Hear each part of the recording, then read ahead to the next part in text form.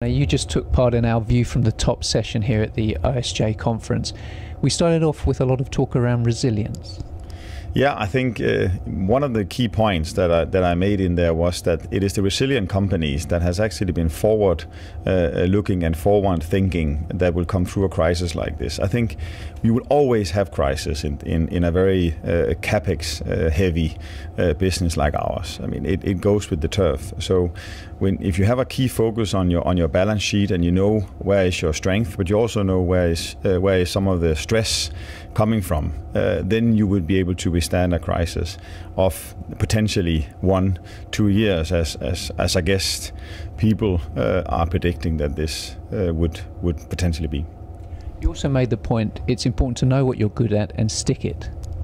Yeah, so it's no secret. I took over a business that had 3 distinct legs. So we had an oil and gas fabrication company, and we still have a shipyard and a quite sizable marine repair business on the UAE Peninsula, and then our core business. But even in the core business, we had ships that we would not necessarily go and invest in today, smaller ships, tugs, and so on. So we started a divestment strategy. So we sold our oil and gas business to Interserve a couple of years ago. We do have a strategy for our shipyard, which we call our engineering business.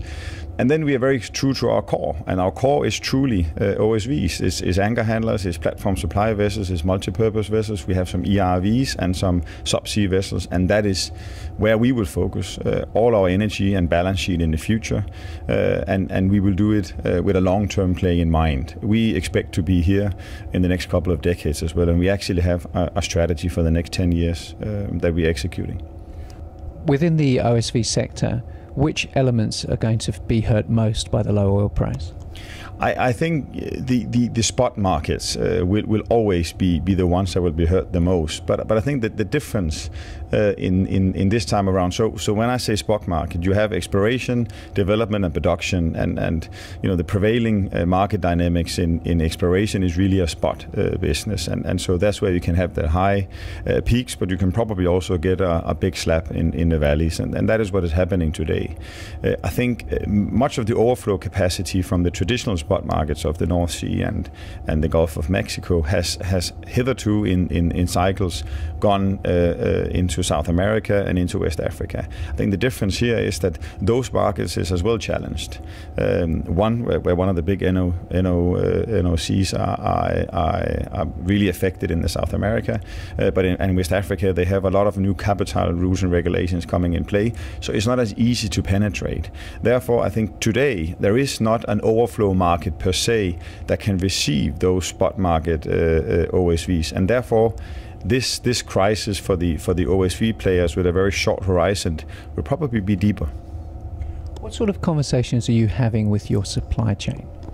So we have started 12 months ago to look at how can we be closer to our partners in terms of their contracting. So we are talking both the escalation side of contracting, the termination side of contracting, but also the length of the contract. So when the oil majors, as was explained this morning, starting to be more focused on their cost side of things to actually pay more back to their shareholders, we said, well, let's go in and focus on the longer plays with our partners proactively. So we have for 12 months actually been in discussions with some of our key customers to make longer contracts.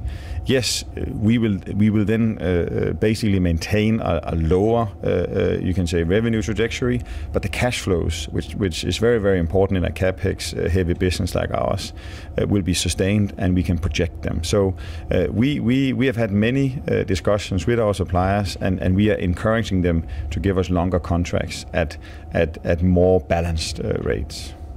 Are we likely to see more mergers, bankruptcies, consolidation in the market?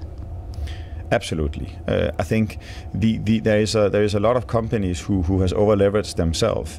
We merged corporate finance with commercial strategy in 2012. So we are not doing anything before having articulated a clear corporate finance view on whether we can do these investments and how we will actually finance them. So we are very close to our banking facilities and will continue being so.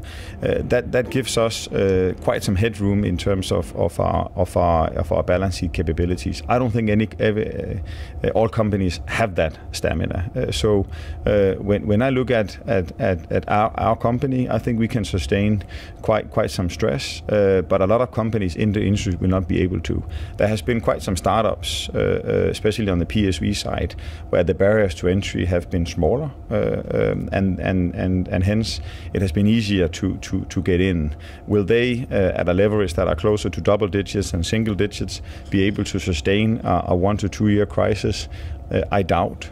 So consolidation, yes. There could be some big acquisitions and mergers in the next 1 to 2 years, and I'm sure some of the more predatory private equity companies will come in and enter our industry at a low base. There was some talk around shale and gas. What part will they play in the future energy mix? Will oil reduce? So I think one thing that you need to praise the Americans for is that they have a huge resilience when it comes to how to look at their country. So they have probably drilled anywhere between 15 and 20,000 holes in terms of finding shale.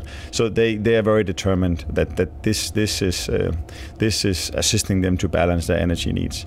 That will continue. But there is also offshore shale, and there is a limit to how much more and how long the shale production will actually be. Plus, there is an environmental question that has to be asked. But that is everywhere in our industry. So yes, they have a short-term impact.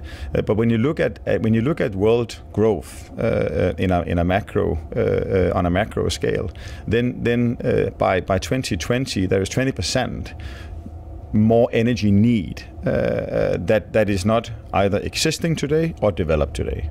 By 2030, that number will be double. So unless the world growth really slows tremendously down, then as I said this morning, the fundamentals from where I see it has not really changed. Oil will be produced, and if you look at some of the fiscal budgets by the oil producing nations, they are way above the current oil prices. So there's also a limit to how long that they can sustain this market share battle that is going on today, simply because it's probably closer to 100 when their fiscal budgets are balancing compared to where we are today. There is a suggestion that the Saudis could maintain their current levels of production for 8 years. Yeah, I'm sure they can. I mean, that's another very, very resilient nation. But what I think we have to realize it at what cost. Saudi is having a lot of development in their country outside oil. So they develop an infrastructure. They are developing affiliated industries. All that demand a lot of investment. That of course comes from their oil and gas revenues. So from my perspective, I'm sure in a situation where they have to sustain it, they will of course sustain it. That's the strength of the Saudi economy. But I do think that they have an ambition to grow from their total independence on oil and gas, and therefore they will need those funds to continue their massive investments.